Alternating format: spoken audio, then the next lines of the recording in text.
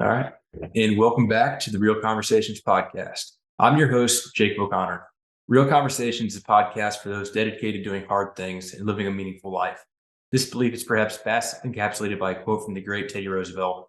It's not the critic who counts, not the man who points out how the strong man stumbles, nor where the doer of deeds could have done them better. No, the credit belongs to the man who is actually in the arena. With that being said, welcome back to another episode of Real Conversations. Todd, Good to see you, man. how you doing? I'm good. We have had Chilly. a heck of a morning. We're in Nashville right now, as you can probably tell if you guys are watching the video, not in Wichita. And I reached out to Todd on Instagram. We'll get into your background, a little bit of your story, but just randomly DM'd you and said, "Hey, I'll be in Nashville. Would love to do a podcast." And this turned into us connecting, doing the sauna, cold plunge, doing a full cycle, and here we are hanging out, and it's really cool. Yeah, it's been awesome. I mean, not much better than that. Yeah, the best way to start your morning for sure. Todd, I'd like to kind of start off with your story. I think it's one that's super interesting. For those that don't know, maybe who are you, where did you grow up, and kind of what was your story? Yeah, so I grew up in Napoleon, Michigan. It's like the smallest town ever. So we didn't have a fast food restaurant. We had like a blinking red light. We didn't have a stoplight. And super small town, country town. Some of my friends like had farms, and my parents were both teachers in my hometown. Yeah. So kind of had like a nice bubble. My family was all from there. So I feel like I had, a very typical American upbringing from like a small country town. So did you play sports growing up, or? Yeah, I played everything. I mean, I was a goalie in hockey. I played in high school. I played football. I wrestled, baseball, Everything I could do. Yeah. Wow. And so you eventually went on to play football, but you come from a small town. You ended up going to Michigan State. What was that like? Were many kids from your high school, were they going on to play D1? No, I don't think anyone did. I don't think anyone has. Like, I don't know if anybody's ever played Division II football, to be honest with you. Wow. So, I mean, I walked on, and I think everyone thought I was crazy.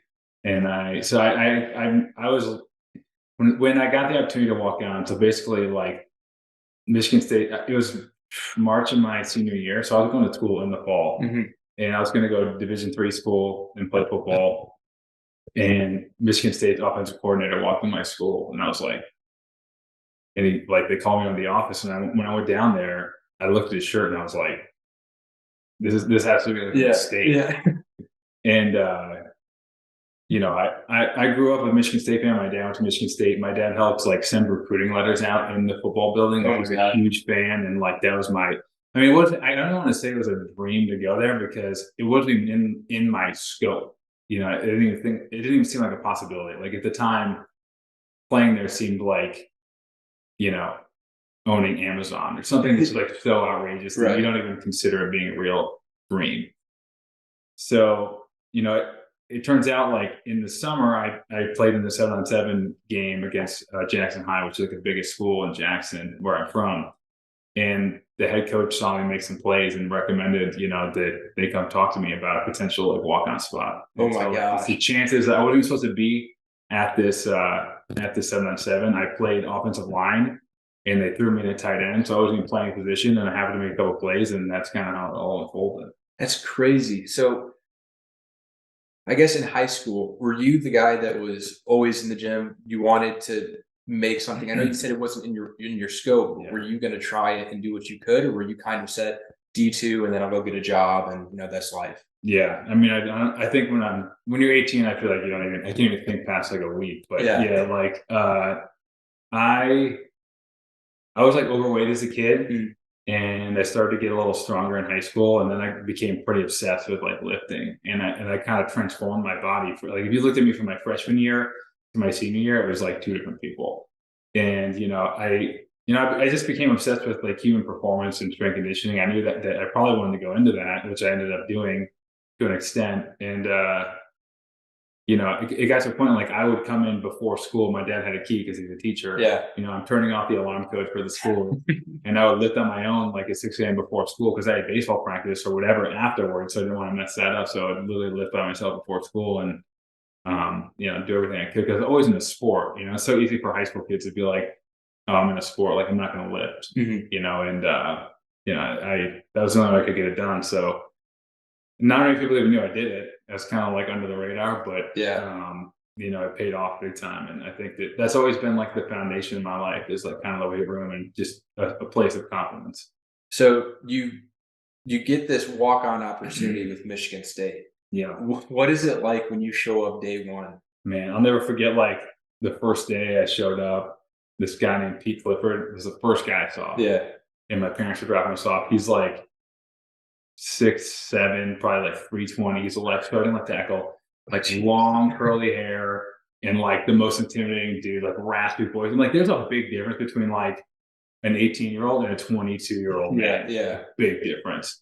And he was terrifying. And I remember the fourth day of camp, I called my parents and I was like, I can't do this. I there's no way I can do this. I'm the worst player here. I'm the slowest. I'm the weakest. Like, I shouldn't be here. And which it was actually true. Like, my parents were kind of like, you're probably fine, but like, I was really bad.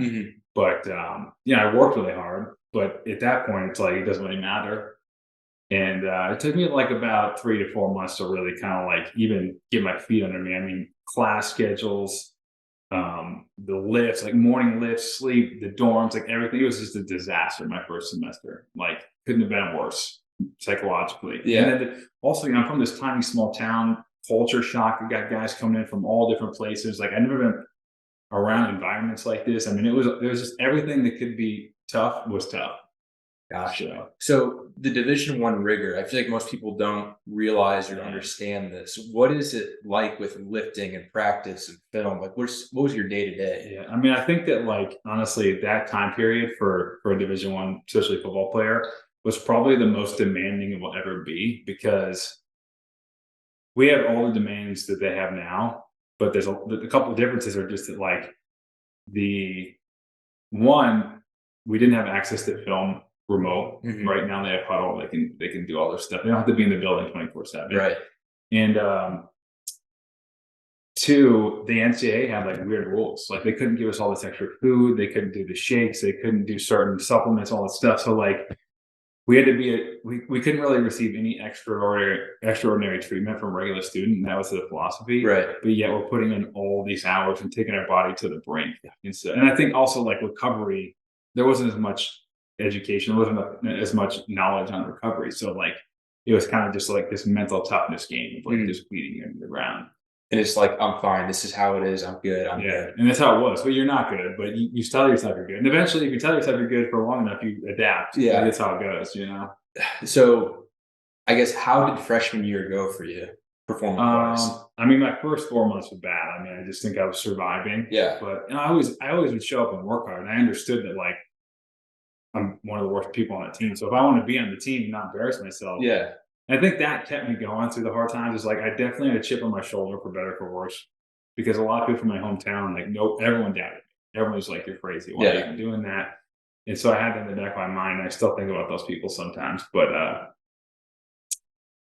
that kept me going. But then I think, like, as I leaned back, I met some friends, my roommate, we got into lifting, like doing extra work, all this stuff. I started to build that confidence back, kind of like in high school, by doing extra stuff, extra lifting, getting stronger. And then by the time spring ball came around, my redshirt freshman year, they moved me to D end, and I was doing well. Like, I was working with the second string, and like, I was starting to get some confidence, and it was like a real 180 from that fourth day of camp. Yeah, that's for sure. Well, and that's like, talk about compound interest, how doing one thing over and over again will build on itself. You had to be kind of that dog in high school where you have to do the extra work. You are doing the extra work. You get on campus, you can't give an inch, because these guys, they grew up the best lifting, the best coaches, the best nutrition, and you're coming from this small little town.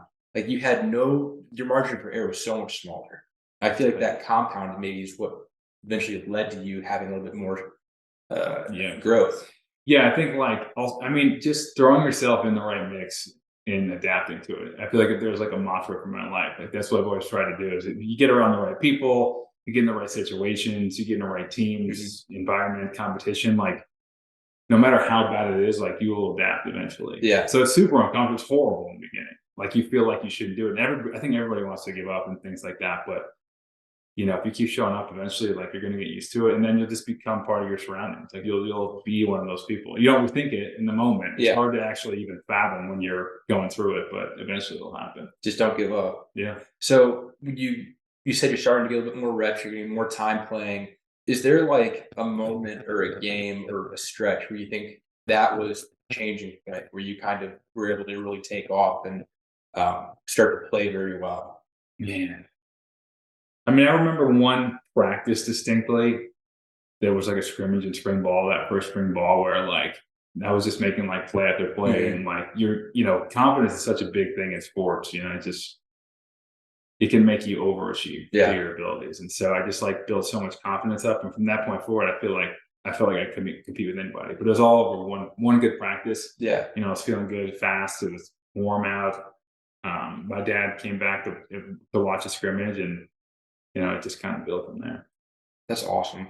So, did the idea of the NFL, did that enter your mind while you were in college, or kind of how did that opportunity come about? No, I mean, honestly, when I got moved to fullback, like, it was a dream come true to start. Right. I started at Michigan State, like, I mean, man, I was riding high for sure.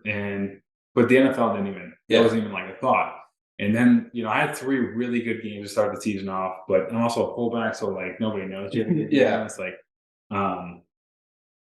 and Le'Veon was our running back, which helps. Oh, Yeah, we had Le'Veon as our running back, Kirk Cousins our quarterback. That's pretty good. oh my gosh. So then, like, the third game, Jarrell Worthy, who was like a second-round draft pick, he came up to me and he's like, "Oh, the scouts were asking about you," and I was like, Me? I was like, how does this even work? Have you talked to the scout?" Yeah. And I'm like, he's like, "Yeah, look, they'll call you over after practice, whatever." I'm like, I didn't even know that was a thing, but what are they asking? And that became more and more regular. Then the scouts started talking to me, and all of a sudden, by the end of the year, like, I have 4 or 5 agents calling me, wanting to represent me, and having to make a decision, and just kind of took me off guard. I had no plans. It wasn't even in my mindset. Much like going to Michigan State. Yeah. Same thing. I was like, "Oh, this is awesome." But then boom, next opportunity comes, and the whole agent process is pretty cool. Like, you sign right after the game. Yeah. And then they pay for you to go to they paid for me to go train at Velocity in Naples with a guy named Derek Touche, who's like a mentor to me. I ended up going back there and working after I got done playing. So That's cool. it was a sick experience. So, what is it like getting ready for the draft? We have John. I have a friend named Sam Laporta. Plays for Iowa. Yeah, plays for Iowa. He's going through that whole draft combine process right now. Yeah. What is that like? It's interesting because, like, the physical prep, the combine and pro day, and everyone's getting ready for their 40 and bench, all these things. I think people put way too much stock in that. Like, the athletes, they think like, "Oh, I'm gonna like take everything seriously. I'm gonna eat perfect. I'm gonna like do all this stuff." But like, it comes down to your film. So unless you play well during the season, there's only so much you can do at that point. But everyone really tries to like crank it into a next level at that point. But it's actually, I mean, I enjoyed that process. You kind of like max out your body. We had a chef making meals, and we had basically 3 workouts a day, and a massage. Everything was taken care of. It was pretty sick for like 3 months. Yeah. And then you just wait and you hope, and you have a lot of teams that are like, we want to take you here, want to take you there, but you don't know how things are going to fall. And a lot of teams will say they want to take you, but realistically, if you had $1 for every guy that was told they were going to get drafted by an NFL team, you'd be doing pretty well. Yeah. So, not that it matters. I'm curious though.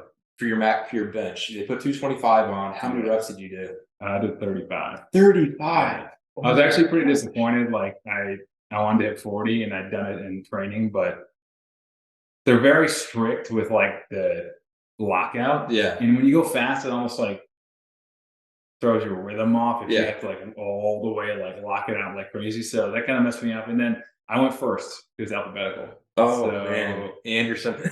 So yeah, like they were like extra strict. So what were other guys doing compared to your 35 reps? That was the most on our team. Wow. That's pretty high. That's definitely high. I think the next highest was like 30, but if you get over 20, it's respectable, I would say, depending on the position. Yeah, I was going to say, that's tough, man. So going into the draft, I mean, did you know where you were going to be taken or what it was going to look like? Or? No, I mean, I ended up I didn't get drafted. I ended up signing free agency, but that's what I expected. But then, towards the end, I started getting a couple of texts from coaches, calls. So I thought I might sneak in there like the 6th or 7th round. Yeah. Um, it honestly doesn't make a big difference. Like the later rounds and being a free agent, like teams will cut a guy that are drafted in the 7th round. Really? So it's not like they're like committed to you to the extent like that you're in. Like you get drafted first 5 rounds, like you're probably not going to get cut. You probably have a spot on the team. So it wasn't a huge concern of mine. Okay. So the jump in the juxtaposition between you going to that small high school and then to Michigan State, that's a huge culture shock. Yeah. Was that a bigger jump and change for you compared to college to the NFL? Yes, for sure. Okay. Because, at least like in college, I was around guys that were NFL caliber guys. Like Le'Veon and Kirk, those guys they're Pro Bowlers. So you're around the talent. In high school, like I hadn't even seen it. I haven't ever played against a divisional player. I didn't understand the speed. And then the other thing is, like in high school, I didn't understand the game that well. Like the schemes that you run in high school, like it's not really even a scheme. There's no adjustments or anything. But adjusting adjusting from that to a Big Ten playbook is tough. Whereas a Big Ten, there's some carryover from what we were running. We ran like a pro style offense, so like some of the stuff carried over, and it was a little easier to learn, but not quite the difference. But I think if you came from a small school to the NFL, probably. Yeah, that's just crazy. So, which team did you go to first? I went to this. I was only with the Rams, St. Louis Rams. Yeah. Okay, so playing for the Rams, I mean, what is the actual NFL life like? Because I feel like you see online, guys are going out there doing fancy meals, they've got nice cars, and then they're playing, great games. And I feel like they sometimes remove a lot of that grind and the day-to-day that people don't see. Yeah. I mean, I wasn't there long, so, it wasn't much of a lifestyle, but, I mean, if you're a top 25% of the league, like you're going to live a pretty good lifestyle. But I think also with the education, all the guys are getting smarter where they realize like people do go broke, and there's a lot of financial problems in the NFL, and they try to be smart with their money. So you'll see a mix. Some guys are super flashy, probably spending way more than they should, but other guys are pretty conservative. But cars are definitely a big purchase that guys like to make. So when the NFL is your job, like what does your day-to-day look like? It depends on the day, but it's basically a 9 to 5 a lot of days. It's going, lifts, film. You have 3 meals a day there, practice. They kind of treat it like a 9 to 5, like you're going to work. Same idea. And that's kind of how, it's very business oriented, and it's not like people are checking in on you like in college. In college, is a lot of check-ins, just making sure you're in the right place at the right time. They treat you like, if you were working at JP Morgan, like this is your responsibilities. These are the meetings. This is when you have to be here, and like it's up to you to get it done, which I appreciate. But on the flip side, when you go from like complete control in college to that, I think some guys have a hard time. Well, and when you get to the NFL, like everyone is all the top 1% of the athletes in the world. That's why you're in the NFL. Yeah. And so, like, I feel like for me, at least, the differentiator is the schemes, your knowledge of the game. Yeah. And so, how much was that a change of all different plays and the sets and everything going on? Man, I mean, people don't realize like it's so complex, and there's so many options in the NFL. You have to have. I mean, most teams basically run all the same stuff, and you have such a big playbook that if you look at everything teams could run, there's not that much difference. It's just they might focus on different things at different weeks. But I would say the adjustments in the NFL are wild because the defensive schemes are so much more complex because everyone's such a good athlete.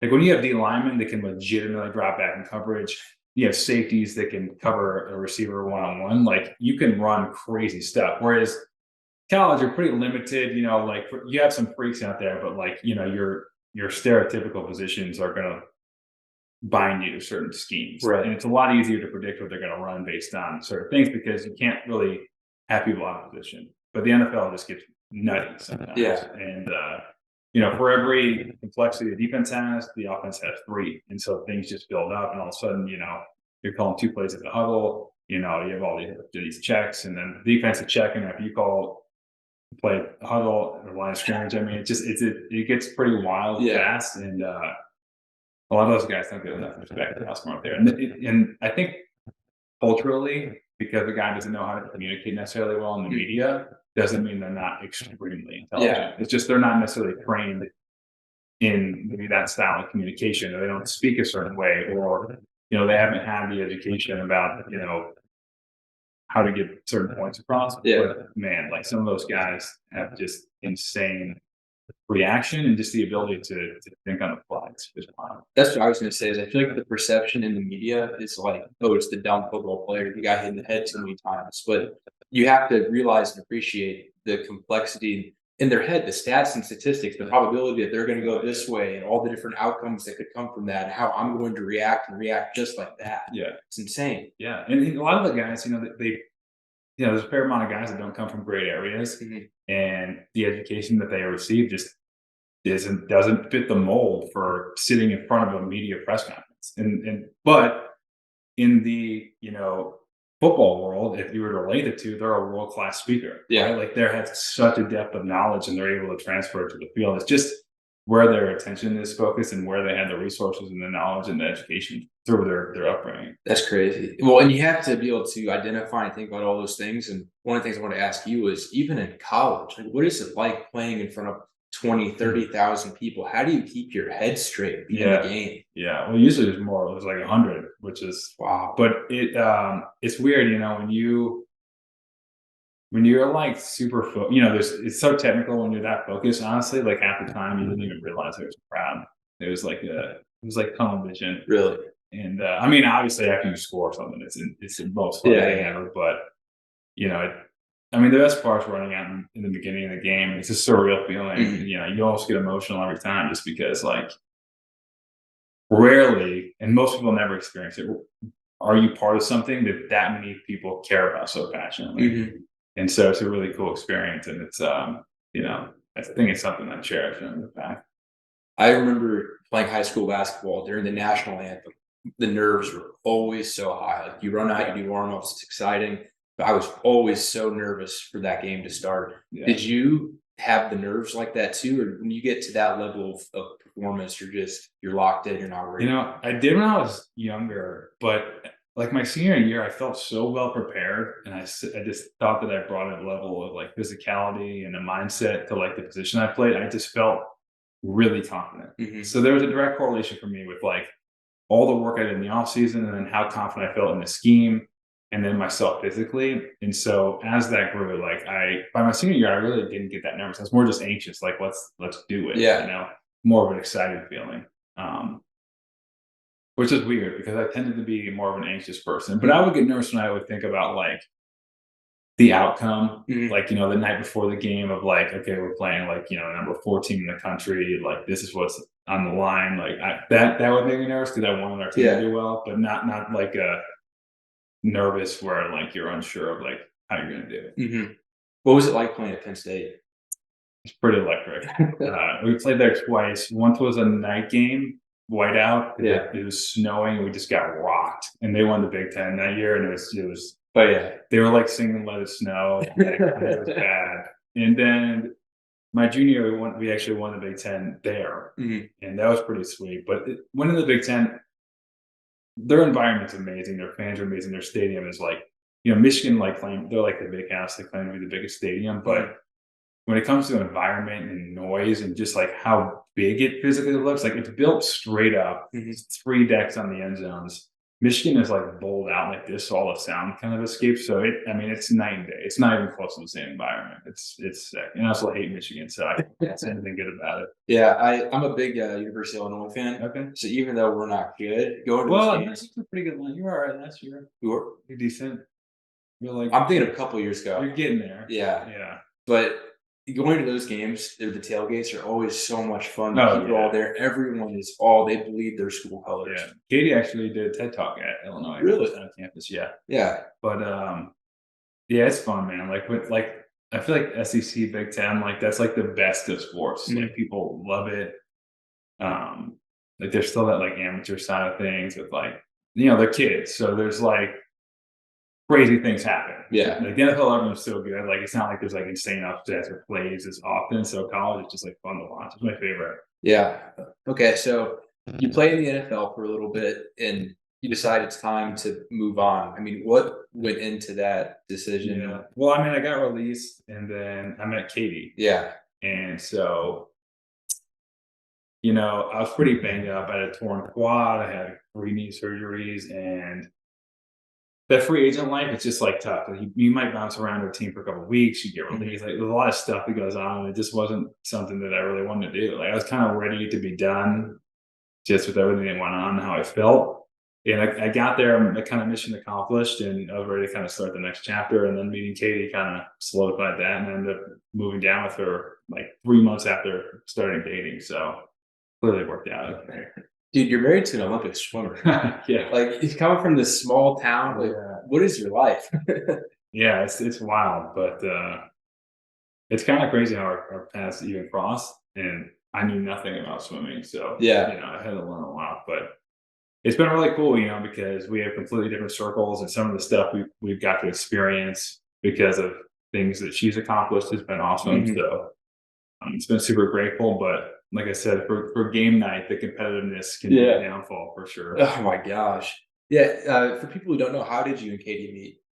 Yeah, so I was training for Pro Day 2012. She was training for the 2012 Olympics, and we had the same strength conditioning coach. And then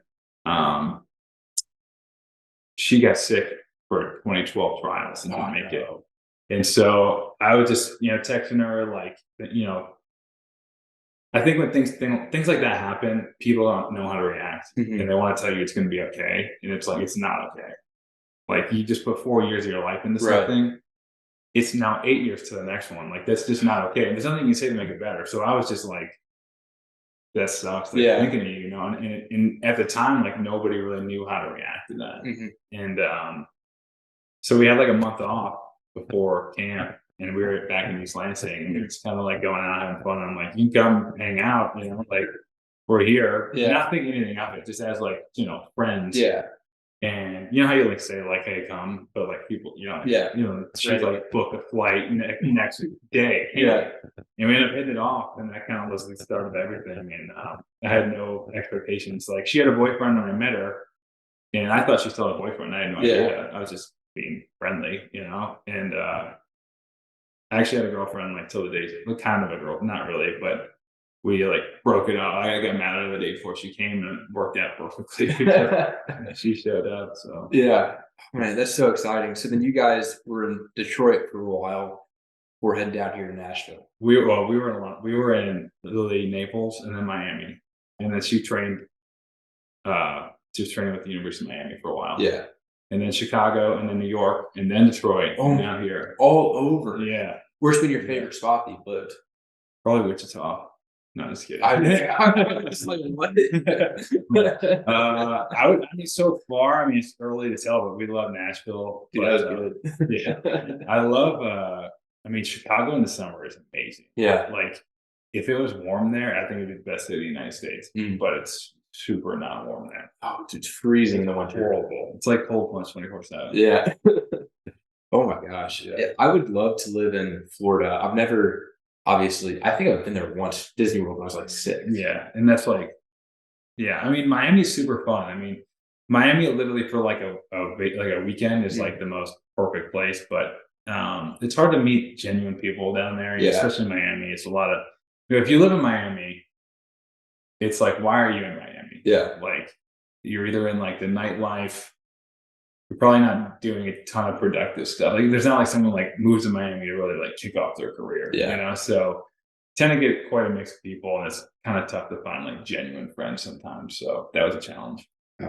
So since moving on from the NFL, what have you been up to? Like, what people don't really think about, what do you do after the NFL? I mean, that's hard. You know, like people struggle with that all the time, but.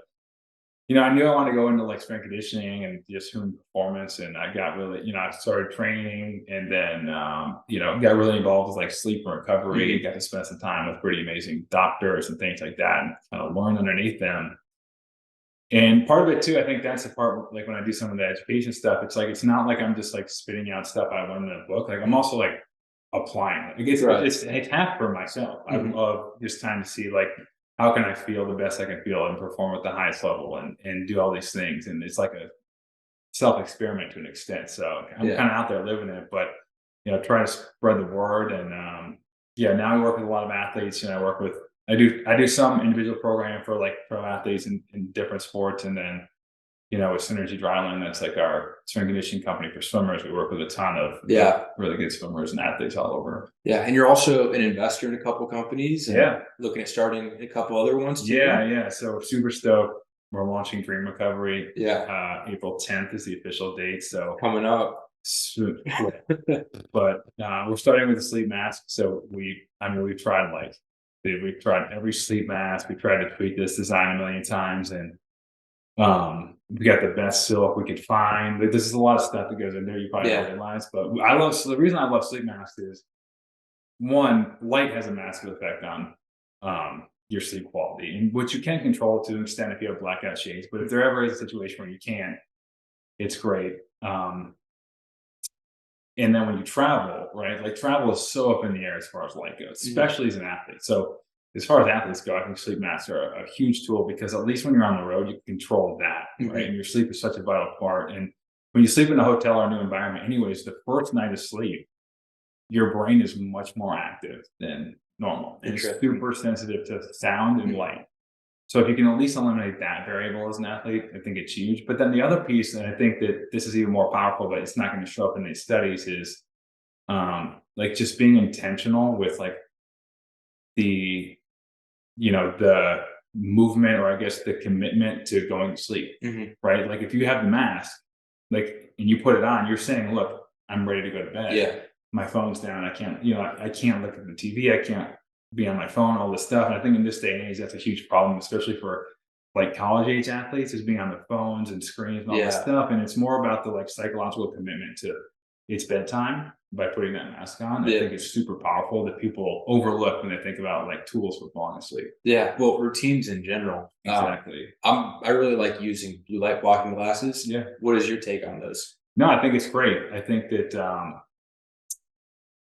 it's hard, because I think some people like that as like a band-aid. They're like, I'll just put some blue light glasses on, I'm good, which isn't necessarily the case. But I think it's definitely helpful. It relaxes you. But there's some interesting studies with screens. It's like, people don't even realize like the difference between an hour of screen use before bed and 2 hours. Like 2 hours is massively worse than 1 hour. Really? So it's not just like how much or the blue light, it's also like the duration. So I think there's a lot of little things people can tweak to make a big difference. It's not just like yes or no, or like, do I have screen on or off, my phone on or off? But I do love the glasses, and I think they're super relaxing. I actually like, my favorite blue light blocking glasses are like the super red tinted, like ugly big ones. But if you put them on for like 10 minutes, I swear you like want to fall asleep. Yeah, that's pretty cool. Yeah. What are some of the things in the morning that are important for people to do? Yeah, I mean, cold plunge. Yeah, no, I mean, I love a good cold plunge. I mean, it takes your cortisol like back down to baseline relatively fast, and there's all this, the neuromodulator benefits. Now they're looking at like abdominal body fat loss benefits. Like, I saw that. Yeah, so that study's really interesting. It's the cool thing about that study is it's a military study, right? The Czech army. So as far as environment goes, like nutrition and activity level, I love military studies because it's so controlled. Yeah. Like, you're never really going to get that much control over someone's life.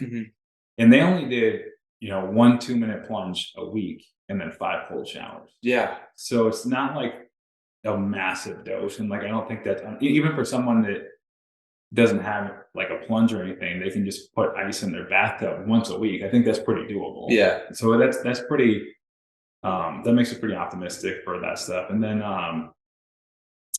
it's interesting though, because like it has to come down to energy balance, like how do you lose body fat? But I think people think energy balance, and I think like how many calories I'm eating and burning, but it's obviously a lot more complex with like glucose metabolism and all that. So Dr. Sober did a lot of research. She's like the cold plunge researcher, and she, they found such good positive benefits from a metabolic perspective on like glucose. It would make sense that body composition like has an effect. Yeah. When you start thinking about like what a systemic impact that is, it only makes sense that it's going to have some type of aesthetic gains as well. So my curiosity is like, why is the abdominal area what's being targeted for fat loss? Like, how does that work when you're in an ice bath? And that's tough. I don't know if they know the exact mechanism. I mean, cortisol is linked with abdominal back gain, right? Mm-hmm. Which when you think about a cold plunge, yes, it does. Like it spikes your cortisol and then it lowers it back down. So maybe that's it. The other thing that's hard is with that population, you have a military population, it's going to be pretty active, right? And people tend to lose their abdominal body fat last, especially in males. Yeah. This was primarily males. And so it could just, it's when you think about losing fat, it's kind of like emptying a pool. And like your abdominal areas, like the deep end, where like once all the body fat goes down, that's the last part to go. So it could just be these guys are pretty fit. I think on most guys, where they put on body fat if they gain weight, it's their belly. Right. So they could have been pretty fit and just like came from that area because of how lean they were to start. Or is there a mechanism that's, directly impacting abdominal fat? I think time will tell. See, I like this conversation because John and I, one of our common themes is we always talk about saunas and ice baths on the podcast. But we read some of the stuff, but we're not really super involved in the science of it. So having someone like you that can explain the benefits. Well, I learned all just through reading on my own. So but I think actually like that study, for example, you'd pay $45 to get it. Yeah. But I think that's worth it. A lot of people, if you just read the conclusion of the study, I think there's a lot of leaves left unturned where like, you could just think this is what I do and I'm going to lose belly fat. But I think you need to understand, like why, or just at least have some hypothesis about what the mechanisms are. And then I think, let's say you have 3 options why you think this is happening.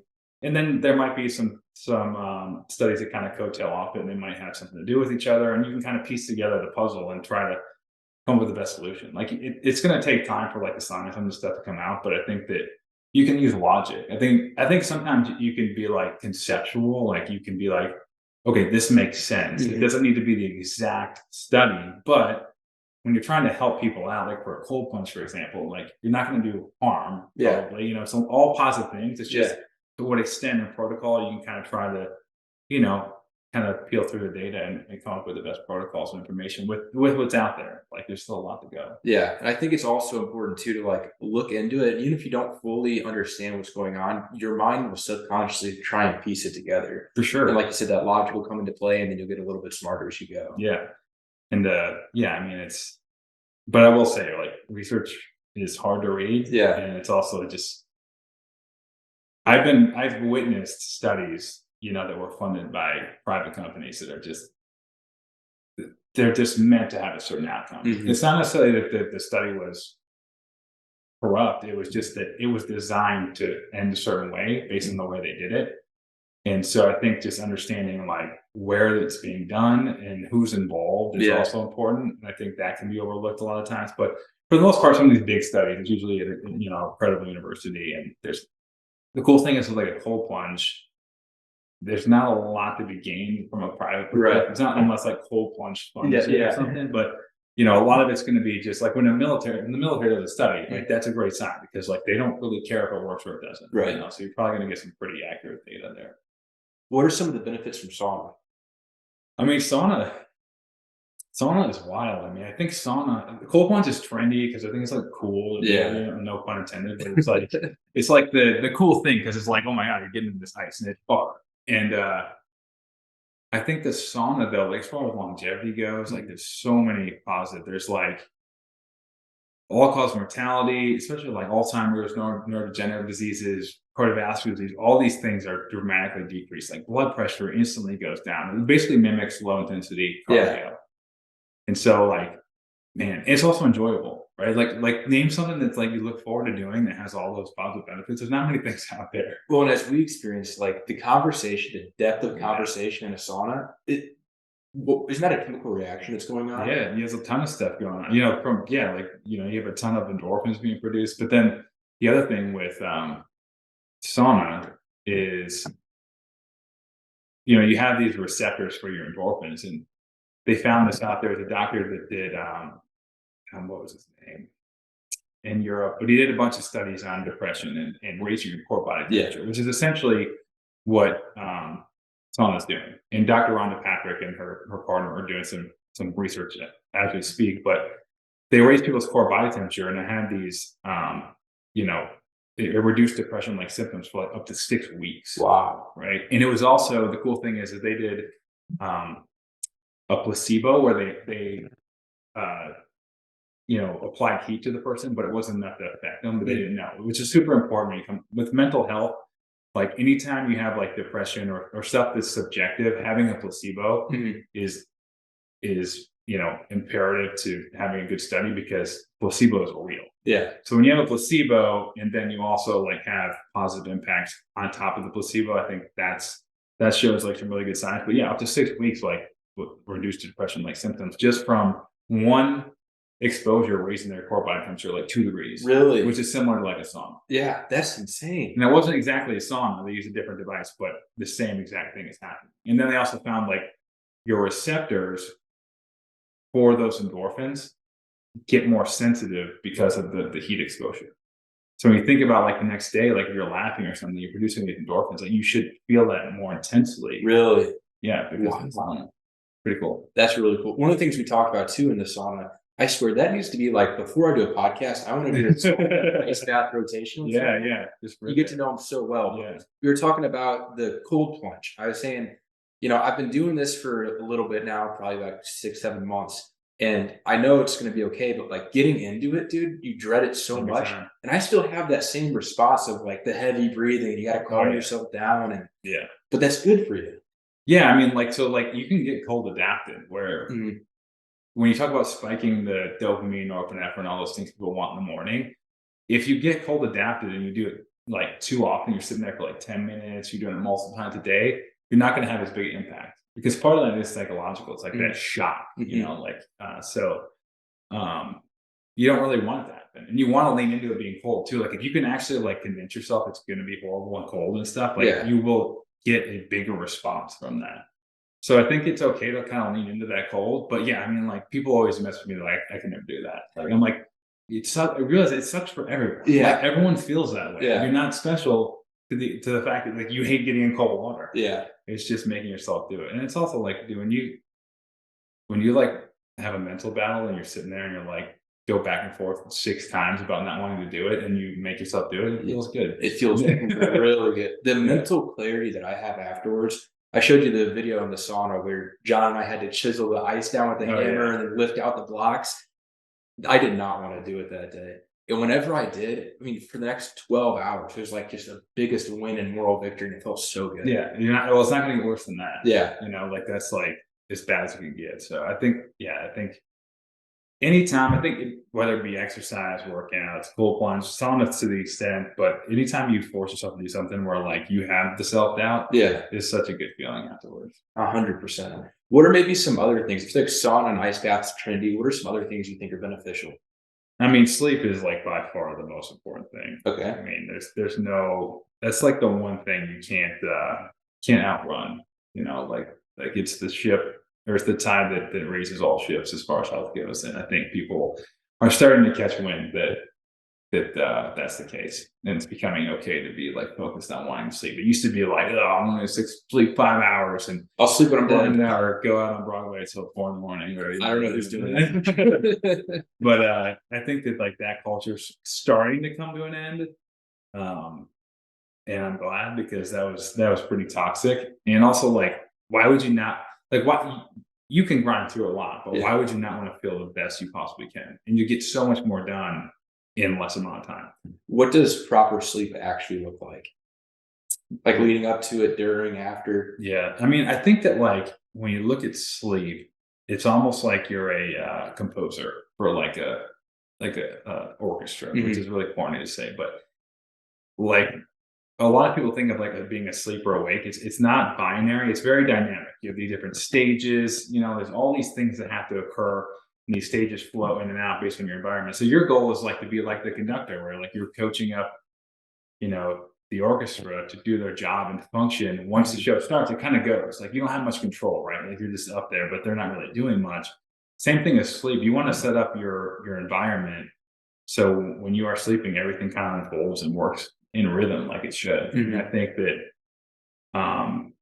working backwards like that is a good place to start. So just, it's simple things like having a cool room, 65 to 68 degrees, looking at light, like do you wear a mask, blackout shades, all those things. I mean, those are 2 great places to start. But most of the sleep issues that I get asked about aren't even anything to do with sleep. It's a mental health anxiety issue. I wake up at 3 a.m. and I have these like racing thoughts and I can't go back to sleep. Well, that has nothing to do with sleep. And that has everything to do with your relationship with stress management, right? Like there's not like an issue with your actual sleep. Right. It's like, why are you having those thoughts? So a lot of times when people reach out for help, it prompts, them seeking help, going to like a mental health expert, somebody that can really help peel back the layers and understand why they're having issues like that. And I think that's important. I think it's really cool when that starts the momentum, because that can be really powerful, but they just don't even realize why that's happening. And then the other thing that's happening a lot right now is there's a lot of attention on sleep and there's a lot of data and metrics, and we're starting to realize how important it is. And that's causing anxiety when people can't sleep. Yeah. Like, that's why I always tell people, like, if you can't sleep, you'll be fine. Like, you've pulled all-nighters, you're still here, you're doing fine. Michael Jordan used to go out and drink like 20 beers and sleep like 2 hours and go put up 55 points. Yeah. And like, he's fine. Like, people do amazing things on low sleep. Yeah. So you can get it done. It's just, don't make it a habit. Yeah. And don't freak out if you can't sleep one night. I could see that cycle, because like you have a bad night of sleep, you got a big day, you wake up and you're thinking to yourself, man, I know how important sleep is. I'm one step behind already. Exactly. And like, so I think the psychological side of sleep will become, in the next, like, couple of years, will be more and more prevalent. People will talk more about that as opposed to just the straight up data.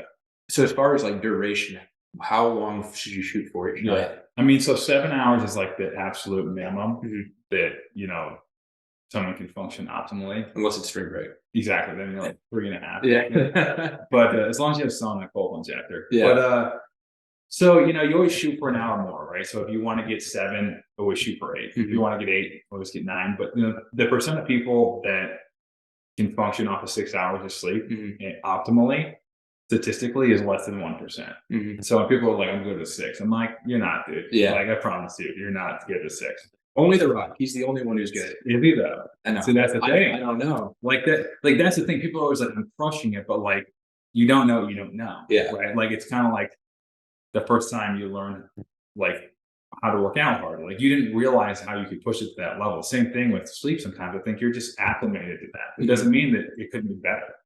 And I think a lot of people get caught up in that cycle.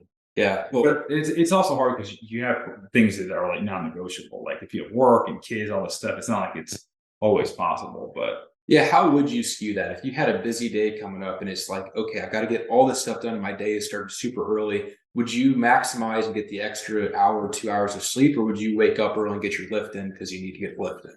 Yeah, that's a tough call. I get asked that quite a bit.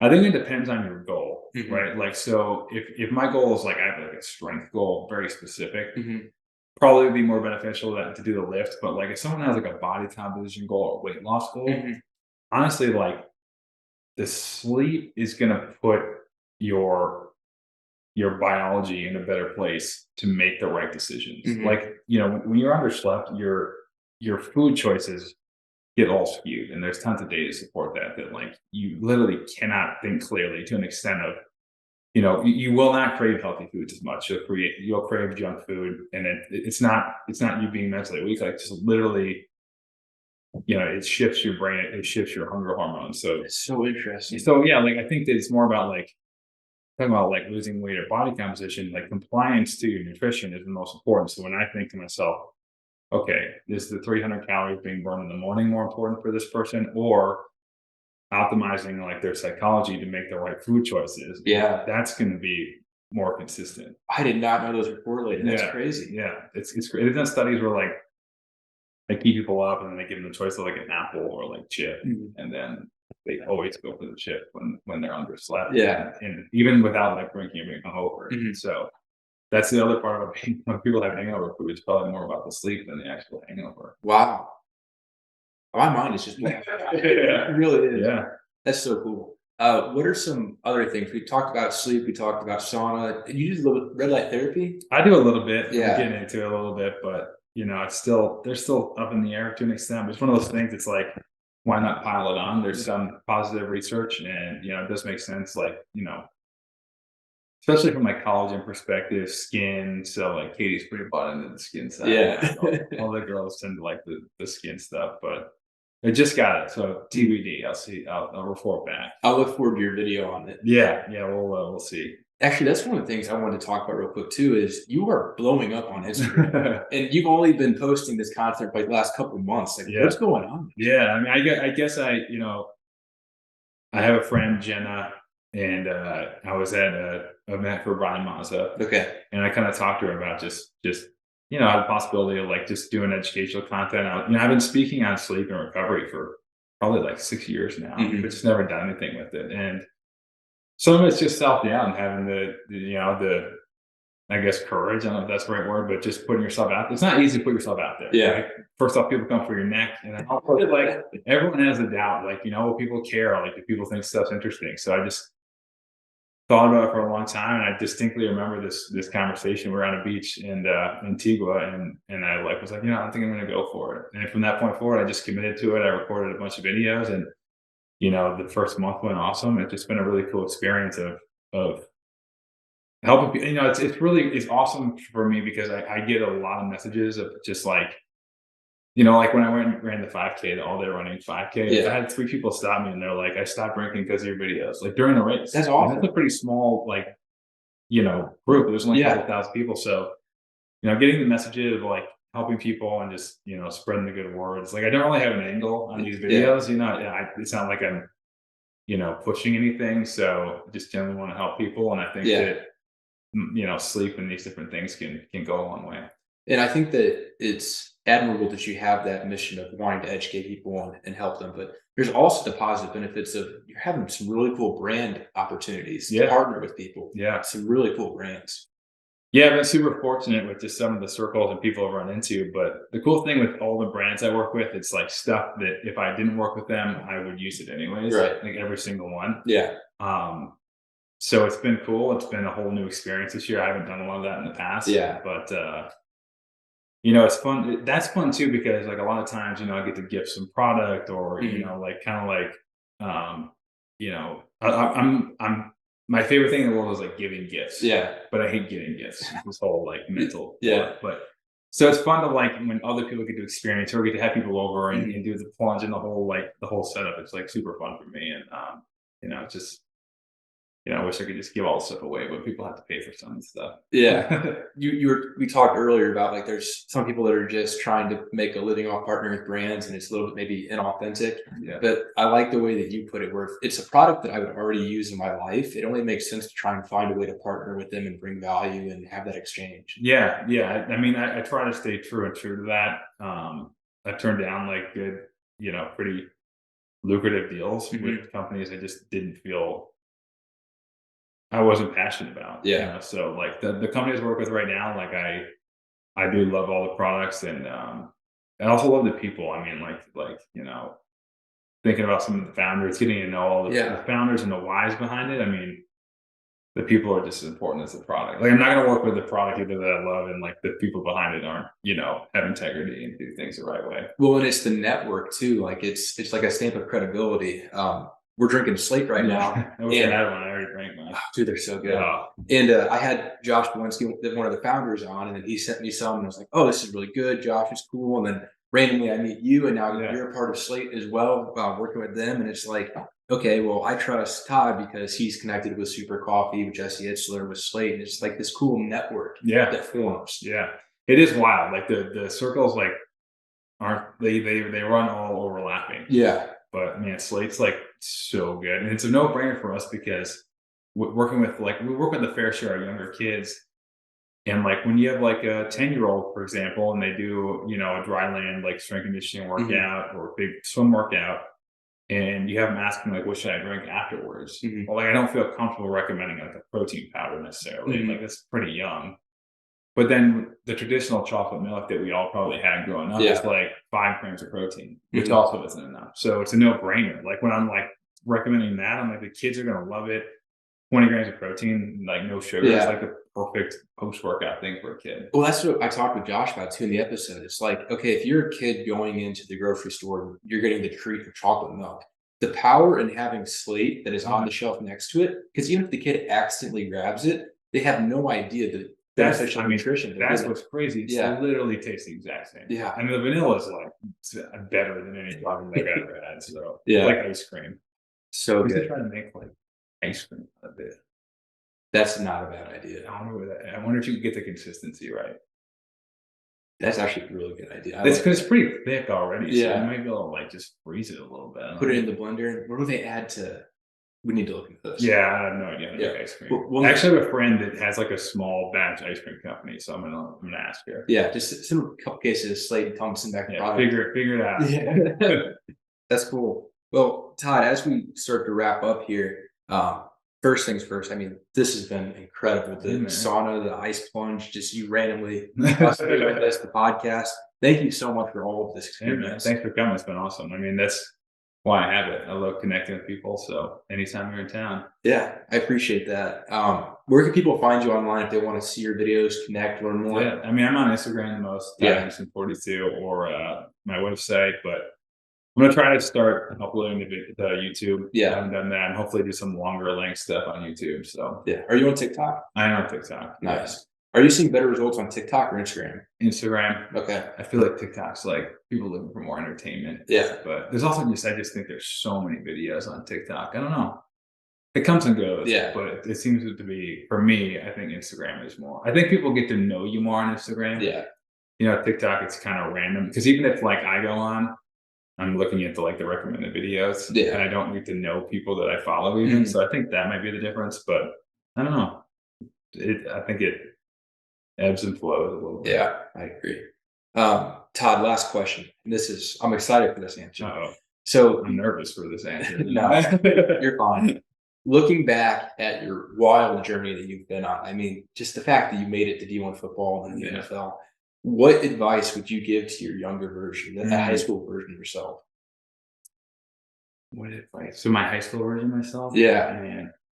I mean, I think just throwing yourself in there, like I said, like you'll adapt to the environment. But I think people have to brace for how hard it's going to be. Mm-hmm. I think people they never give themselves enough credit about how much they can adapt, but they also don't give enough respect to the fact that like how hard it's going to be. Mm-hmm. And I think a lot of people quit, like with anything.